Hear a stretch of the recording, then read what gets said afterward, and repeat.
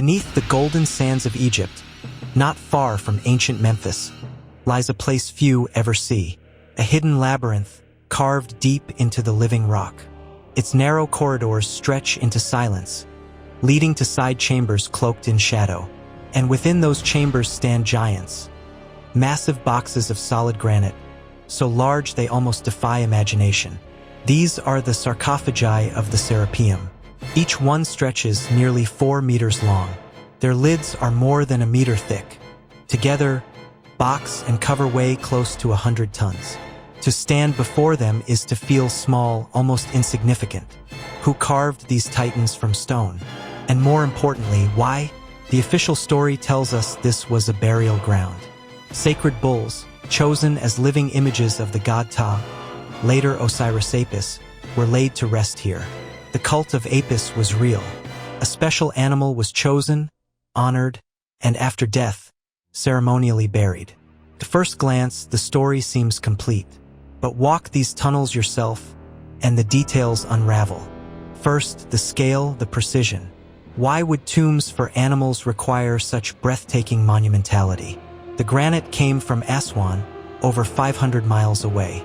Floated down the Nile, hauled across the desert, dragged through narrow shafts into these halls. Inside, the stone glitters under a flashlight, polished surfaces shining like mirrors, corners cut to impossible accuracy. Even modern engineers admit, to reproduce this without advanced machinery would stretch the limits of our technology. Second, the emptiness. When Auguste Mariette, the French archaeologist, broke into the Serapeum in the 19th century, he expected treasures and relics. Instead, he found silence. Colossal boxes, but almost all of them were empty. No mummies, no offerings, no signs of ritual, just cold, echoing chambers. If this was truly a place of burial, where are the remains? The easy answer is, they were looted. But doesn't that explanation feel too convenient? Perhaps the truth is different. Maybe these were never tombs at all. Third, the mismatch. Perfectly engineered stone surfaces stand beside crude hieroglyphs, etched as if by less skilled hands, long after the fact. It feels as though two different worlds overlap here. One of master builders who worked with impossible precision, and another of scribes who simply marked what they found. Did the Egyptians inherit this place already ancient in their own time? Were they guardians of something they did not build? So what was the real purpose of these granite giants? One theory imagines them as energy chambers. Granite is rich in quartz, capable of resonating with sound and vibration. In sealed space, such resonance could amplify force, creating an environment charged with power. Another theory suggests technology, storage, containment, a function we no longer recognize. Later generations may have built a myth around them to explain what they did not understand. And the boldest idea, they are part of a global megalithic tradition.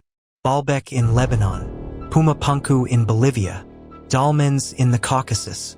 Across the world, the same pattern appears: enormous blocks, flawless precision, mysterious purpose.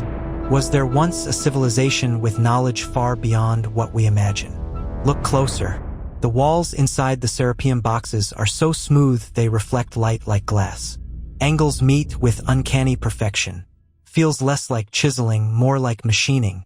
Could bronze chisels and stone hammers have done this? The thought borders on absurd. These boxes do not feel carved. They feel engineered. And then come the anomalies. Modern instruments detect strange electromagnetic spikes near some sarcophagi, as if the stone itself still hums with stored energy. Imagine, these aren't coffins but machines. Stone machines, still whispering their secrets thousands of years later. To stand there is to feel it. The silence presses on your ears, heavy and unbroken. The stone giants loom like guardians older than memory. The air is thick, charged, almost alive. You sense you are not only in Egypt's past, but staring into the face of another epoch.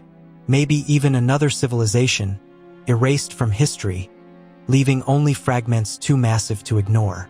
And this is why Egypt continues to call, not just for the pyramids, but for the places where mystery is alive, where you can touch it, feel it, where questions overwhelm answers.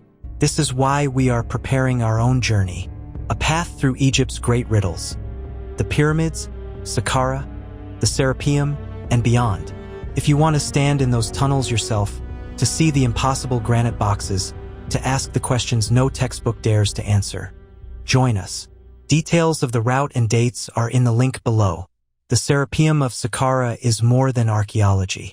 It is a challenge, a whisper from deep time, reminding us that history is not complete, that the story of civilization is far older, far stranger than we dare to believe.